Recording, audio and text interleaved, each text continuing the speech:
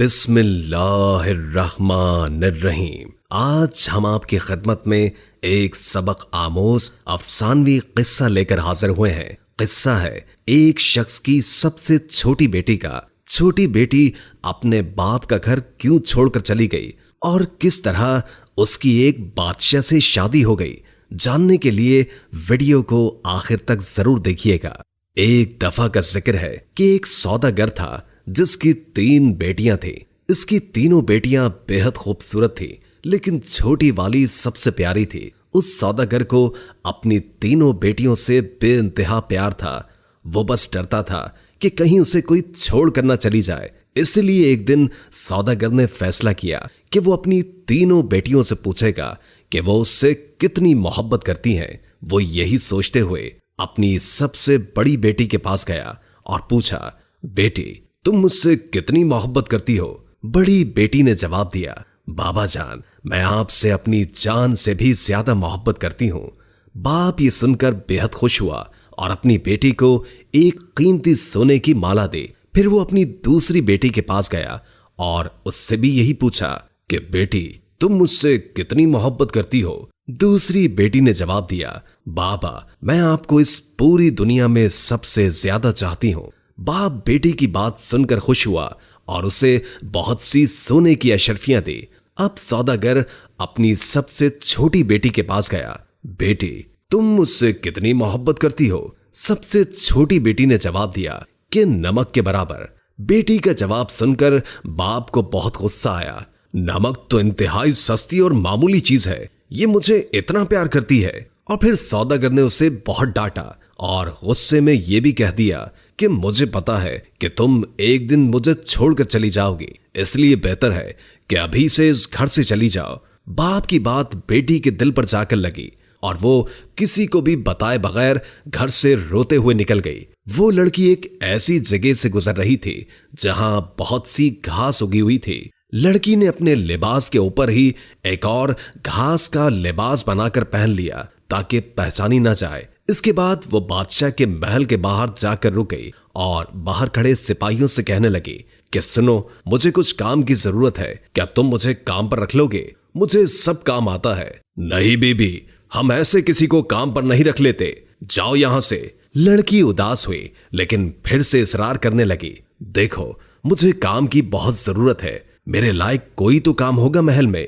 इससे पहले कि सिपाही इनकार करता, एक बावर्ची उनके पास आकर खड़ा हो गया। उसने शायद लड़की की बात सुन ली थी। उसे लड़की पर बहुत तरस आया, इसलिए उसने लड़की को अपने साथ रख लिया। बावर्ची ने उसे सारे काम समझाए और उसे उसके सोने की जगह भी दिखा दी जहां और भी औरतें थी। किसी को उस लड़की का नाम तो नहीं मालूम था, तो उसका घास वाला लिबास देखकर सबने उसका नाम घसियारी रख दिया। अगले दिन महल में हलचल मची कि बादशाह एक बहुत बड़ी तकरीब का इनेकाद कर रहे हैं, उसमें हर कोई शरीक हो सकता है। तमाम मुलाजिम औरतें अपने आप को संवारने में लग गई। जब तकरीब का दिन आया तो घसियारी ने जाने से इनकार कर दिया और कहा कि उसकी तबीयत ठीक नहीं है, और फिर सब उसे आराम का कहकर चले गए। कुछ ही देर के बाद घसियारी उठी, अपना घास वाला लिबास उतारा और एक खूबसूरत सी पोशाक पहन ली जो वो अपने साथ लाई थी, और फिर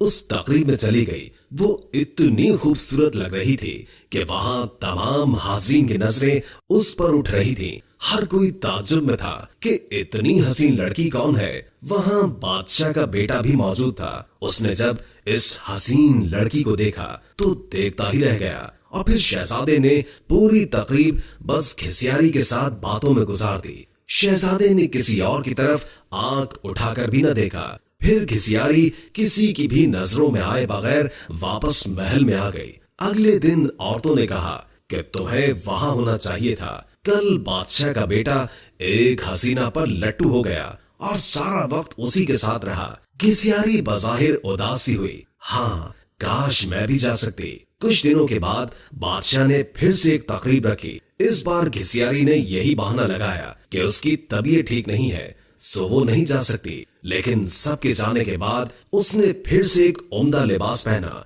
और तकरीब में चली गई। शहजादा उसे देखकर बहुत खुश हुआ और एक कीमती अंगूठी उसे तोहफे में दे दी। फिर तकरीब खत्म होने से पहले ही वो वापस महल में आ गई। दूसरी तरफ बादशाह का बेटा सौदागर की इस छोटी सी बेटी पर फिदा होकर रह गया था। उसने फैसला किया था कि वो अपने बाप से इस लड़की का जिक्र जरूर करेगा। अब अगली तकरीब शहजादे ने खुद जानबूझकर रखवाई ताकि वो इस लड़की से मिल सके, लेकिन इस बार घिसियारी न आई। शहजादा उदास हुआ। बादशाह को घिसियारी के बारे में कुछ भी मालूम नहीं था, इसलिए वो परेशान हो रहा था कि उसका पता कैसे और किससे करे। एक दिन शहजादे ने महल के मुलाजमों से सागूदाना बनाने की फरमाइश की।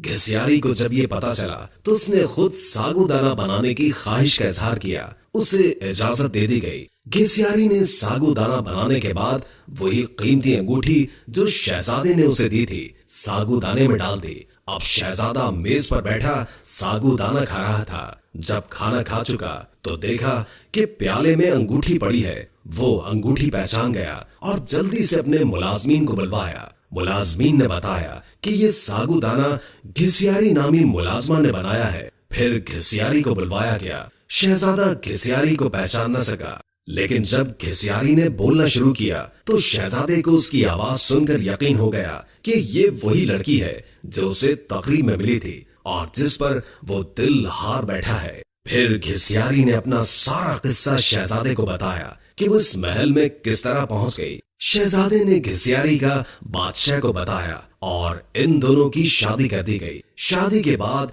एक बहुत बड़ी तकरीब रखी गई। उस तकरीब में सिर्फ शहर के बड़े बड़े सौदागर और ओहदेदारों को बुलवाया गया था। घिसियारी के बाबा भी उस तकरीब में मौजूद थे। खाने का वक्त हुआ तो मेज हर तरह के लजीज खानों से भर दी गई, लेकिन जब सबने खाना शुरू किया तो पता चला कि खाने में नमक ही नहीं है। घिसियारी के बाबा ने बादशाह को मुखातिब करके कहा, इसमें तो नमक ही नहीं है। बादशाह हल्का सा हंसा और कहने लगा, क्या हो गया सौदागर साहब, सिर्फ नमक ही तो नहीं है, बाकी सब कुछ तो है ना इसमें। ये सुनकर सौदागर की आंखों से आंसू जारी हो गए।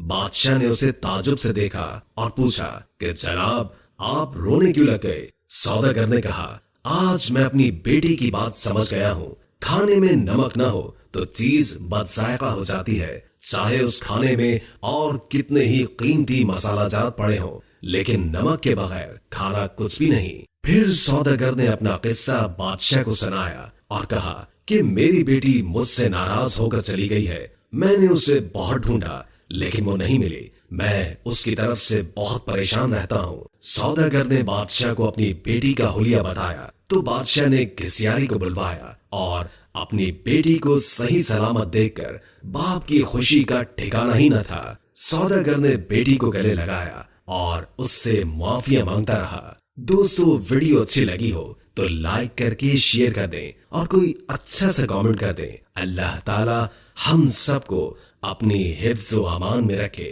जज़ाकल्लाह।